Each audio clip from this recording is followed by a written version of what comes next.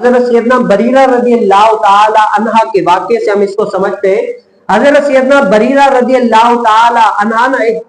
باندی تھی، غلام تھی، تو حضرت سیدنا ام المؤمنین عائشہ صدیقہ رضی اللہ تعالی عنہ کے پاس آئی کہ عائشہ مجھے کچھ پیسے دے دو تاکہ میں کیا ہوں ان کو دے دوں اور میں آزاد ہو جاؤں۔ تو حضرت سیدنا عائشہ صدیقہ رضی اللہ تعالی عنہ نے ان کو فرمایا کہ تم اگر چاہو تو میں تمہارے سارے پیسے تمہارے آقا کو دے دوں اور حق کے بلا یعنی آزاد کرنے کا حق مجھے حاصل ہوگا، سارے میں پیسے اس کو دے دیتی ہوں۔ تو اس نے کہا آپ میرے مالک سے بات کر لیں۔ جب حضرت سیدنا بریرہ رضی اللہ تعالی عنہ کا مالک آیا، اب مالک سے مراد آقا بھی ہو سکتا ہے، شوہر بھی ہو سکتا ہے، وہ آیا، اس نے کہا آپ مجھے پیسے تو دے دو لیکن آزاد کرنے کا حق جو ہے نا مجھے ہی ہے، آپ آزاد کرنے کا حق صرف مجھے ہوگا اگرچہ آپ مجھے سارے پیسے دے دیں۔ تو حضرت سیدنا عائشہ صدیقہ رضی اللہ تعالی عنہ خاموش ہو گئی۔ حضور علیہ السلام آئے، اس سے ذکر کیا، یا رسول اللہ میں بریرہ رضی اللہ تعالی عنہ کو خریدنا چاہتی ہوں، باندھی ہے، لیکن شرط یہ رکھی ہے کہ میں پیسے بھی سارے دے دوں لیکن آزاد کرنے کا حق بھی ان کے پاس ہوگا۔ پھر حضور علیہ السلام نے کیا فرمایا، عائشہ تم اس کو خرید لو، اور پھر حضور علیہ السلام منبر پر چڑھ کر فرمایا کہ آج کل لوگ ایسے ہیں کہ کیا حال ہے ان لوگوں کا کہ وہ شرط لگاتے ہیں جو اللہ کی کتاب میں نہیں ہے۔ الغرض ایسی شرط لگانا جو اللہ کے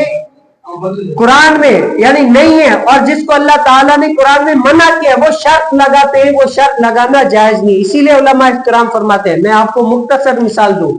آج اگر کوئی بیٹ بال کھیلے نا یا کوئی بھی کھیل سمجھ لے، الغرض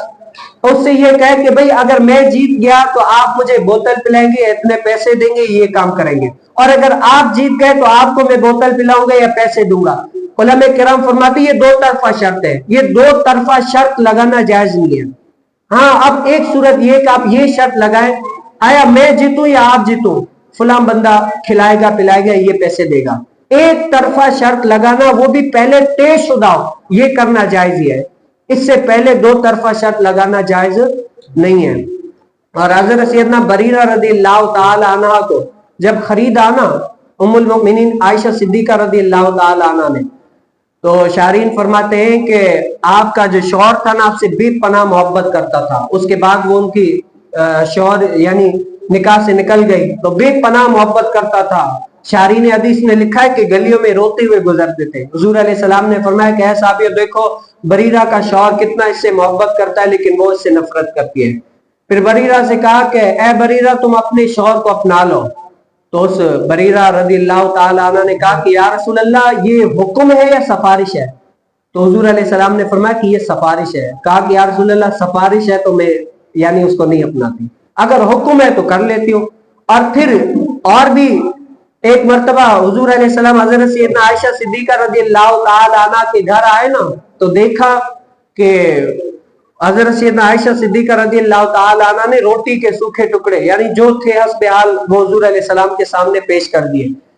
پھر دیکھا کہ وہاں پر ہانڈی میں نا کچھ اچھا کھانا بھی ہے، الغرض مرغی وغیرہ کوئی بھی ہو سکتی ہے، وہ بھی ہے، تو فرمایا کہ عائشہ مجھے یہ روٹی کا سوکھا ٹکڑا دے رہی ہو، وہ سالن وہ جو اچھا ہے وہ کیوں نہیں دے رہی؟ تو حضرت سیدنا عائشہ صدیقہ رضی اللہ تعالی عنہ نے کہا کہ یا رسول اللہ یہ جو کھانا اچھا ہے یہ بریرہ کو نا صدقے میں ملا ہے اور آپ صدقے کا نہیں کھاتے، کیوں؟ آپ کو پتہ ہے نا کہ بنو ہاشم اور اسی طرح سید کو صدقہ نہیں دے سکتے۔ الغرض اگر کوئی سید زیادہ صدقہ آپ سے مانگے نا،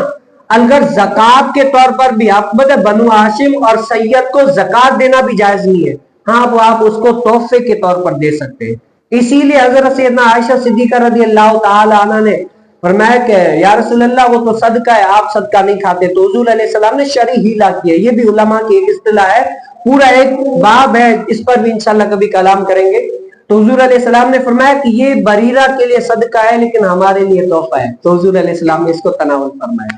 تو اللہ تعالیٰ مجھے اور آپ کو بھی نبی کریم صلی اللہ علیہ وسلم کی اس سنت کے اوپر بھی عمل پیرا ہونے کی توفیق نصیب فرمائے۔